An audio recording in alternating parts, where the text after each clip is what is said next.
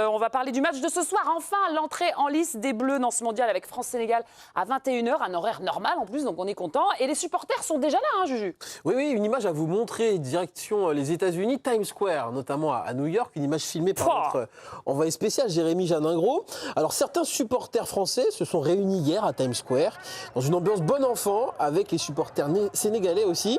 La ministre des Sports, Marina Ferrari, a même participé à la fête. Oui. Bref, ils étaient près de 600 dans les rues new-yorkaises hier soir. On devrait retrouver la plupart au MetLife Stadium ce soir pour assister à France-Sénégal. Ah, ça y est, ça donne envie. Alors, eux, ils ont de la chance, ils sont sur place. Vous allez regarder le match où et avec qui ce soir? Petit sondage rapide. Juju? À la maison avec les enfants. Pierrot? Avec Hugo Bonneval. Où? Pas loin d'un truc où il y aura aussi... Ouais, voilà, j'ai l'impression que ce sera festif. Pas mal. Tidiani? Au travail. Oh là là, donc sobre, un écran et on travaille. Alison? Solo aujourd'hui. En solo. Ouais, vous êtes très stable. Je vous pose la question parce que j'ai très envie de savoir quel est le meilleur spot quand on est supporter ou journaliste ou tout simplement passionné de football. Le meilleur environnement possible pour suivre un match où et avec qui chacun a ses préférences. C'est quoi pour vous le cadre idéal? Pierre Boubi. Franchement, il fait beau. Tu vois, un petit drap dehors avec un rétroprojecteur. Ah, j'y suis là, vas-y, mets-moi en position. Un cendrier, des bières, du vin, du bon vin, des potes, un barbecue et on est 15 ou 20 à regarder le même match de foot. Moi, c'est le truc idéal pour regarder un match de foot. Déjà, en termes de lieu, est-ce que c'est mieux chez soi? On est concentré, on n'est pas dérangé. Est-ce que c'est dans un bar? Est-ce que c'est au stade? Juju, tu penses que c'est quoi le meilleur endroit? Moi, ça dépend des matchs. Si c'est l'équipe de France, j'ai besoin d'être à la maison, tranquille et pas avoir trop de bruit autour de moi. De distraction? Exactement, pour pouvoir être concentré et vivre mon match pleinement. Si c'est un match du Brésil, du Portugal, je peux aller le voir avec des supporters brésiliens, avec des supporters portugais et partager avec eux cette joie. Mais l'équipe de France, c'est sacré. Chez moi, c'est solo à la maison pour être concentré. Pareil, Tidiani, quand tu bosses, c'est pas pareil que quand tu es avec des potes, tu as un environnement qui est différent? Le problème, entre guillemets, dans nos métiers fantastiques, c'est qu'on est tellement biberonné à toutes les informations qu'on doit recueillir, qu'en fait, aujourd'hui, regarder un match avec un détachement total, je vais être tout à fait honnête, pour moi, ça n'existe plus. C'est impossible. C'est impossible. Maintenant, moi, sur la question, je pense que l'expérience du stade reste quand même inégalable. Il faut dire les choses très clairement. Alors là, c'est réservé aux millionnaires, et je caricature à peine, qui ont pu se payer un voyage aux États-Unis avec le prix des 10 places. 000 € le budget d'un supporter donc, qui suit tous les Bleus. C'est pour ça que ça reste un privilège. Mais moi, j'aime aussi l'idée de la fan zone. Pourquoi? Parce que... Tu mélanges les peuples. Non, mais en fait, c'est sur la notion de rassemblement. Je trouve qu'on est quand même dans une époque et dans une société un peu anxiogène où les motifs de rassemblement sont souvent des motifs de manifestation ou de contestation. Et de me dire qu'aujourd'hui, le football fait partie des petits îlots qui nous restent où les gens se réunissent pour des raisons positives, de communion, avec du sourire, en ayant tous un petit peu la même envie, c'est-à-dire de voir l'équipe de France gagner. Je pense que, on va dire d'un point de vue symbolique, la fan zone, il y a quelque chose qui me plaît. Est-ce que tu préfères être toute seule pour vivre ton match, Alison, ou partager avec des proches, des familles, 2, 5, 10, ou alors vraiment avec le monde entier pour faire une fête pas possible comme en France 98? Moi, je suis comme Jus. Il y a des matchs, j'ai envie de les regarder vraiment tout seul parce que j'ai pas envie d'être déconcentrée, j'ai envie de vivre mon truc pleinement. Et il y a d'autres matchs où moi, j'ai envie d'aller vivre le truc au stade. Vraiment, au stade où on va partager avec les autres, les potes et tout, etc. On va vraiment vivre le truc, on va sentir cette intensité, cette atmosphère. Quand il va y avoir des buts, on va sauter de joie, on va chanter la Marseillaise, et etc. tu savoures d'autant plus que tu as payé ta place, que tu veux pas rater une minute, donc tu vas pas aux toilettes. C'est ça. Ou répondre Exactement. au téléphone. Donc en fait, moi, ça dépend vraiment du mood. Il y a des fois où j'ai vraiment envie d'être avec plein de potes comme Boubi, le barbecue, on est tous ensemble à la maison et ça va être un bon moment. Mais là, quelqu'un te parle et tu rates le but. C'est dangereux. Exactement. Et là, tu vois, là, ça va pas. Et là, purée, tu vois, il y a tous ces petits défauts qui viennent. Il y a quelqu'un qui veut te parler, le téléphone il sonne, tu sais pas pourquoi, il y a un bruit dehors. Laissez-moi tranquille. Exactement. Et là, en fait, non, j'ai envie d'être l'écran. Et là, t'es là, j'ai raté le but. Et en fait, moi, ça m'énerve vraiment. Je suis là à l'action, il se passe un truc qui me dérange, ça m'énerve. Et toi, Francette, c'est quoi ton spot favori pour regarder un match des Bleus? Ce soir, ce sera à la maison parce qu'on se lève tôt le lendemain. Surtout pas avec les enfants. Grosse erreur. Ça, j'ai fait finale 2018 avec les enfants. Tu surveilles tout le temps et tu rates tout.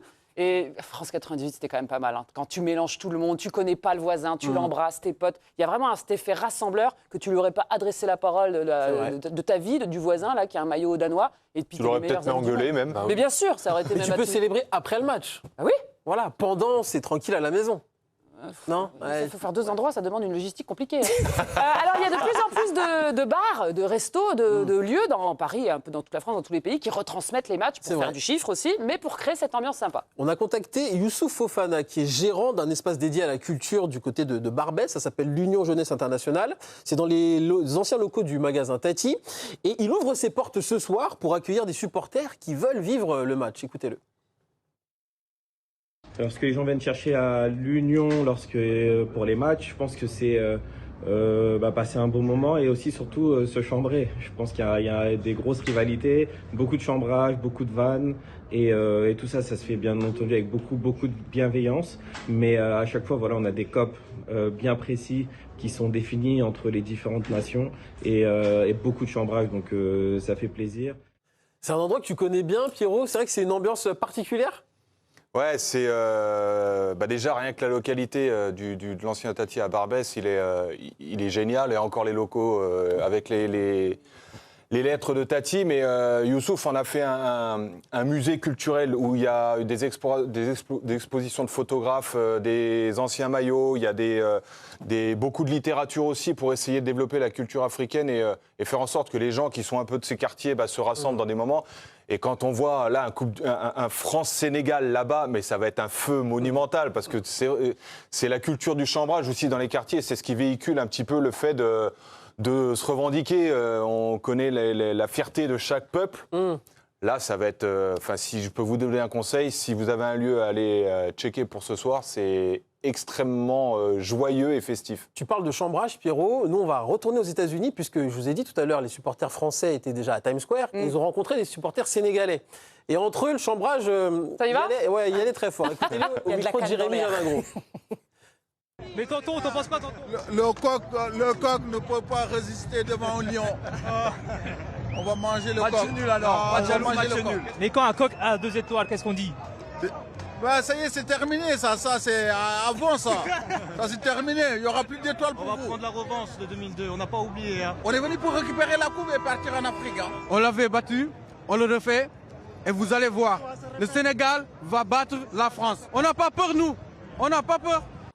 Ambiance, ça promet. En revanche, ça montre du respect et de l'humour entre tous les peuples et c'est ce qu'on veut, c'est ce qu'on aime dans le foot, quoi. Ce sont des opportunités en fait pour recréer du lien entre différents pays qui ont une histoire commune, qui ont parfois aussi peut-être connu des incompréhensions.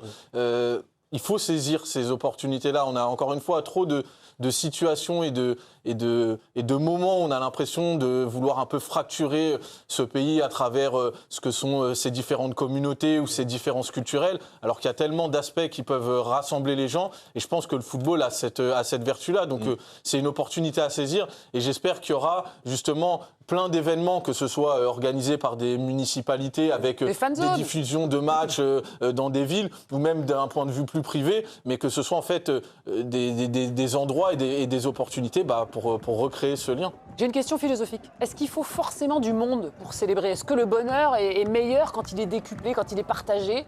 Ou tout seul dans ton canapé, tu peux prendre le même plaisir ? Moi, je pense que tu peux prendre le même plaisir. Après, c'est la relation qu'on a chacun avec la nation, le pays et ceux qui sont en train de jouer.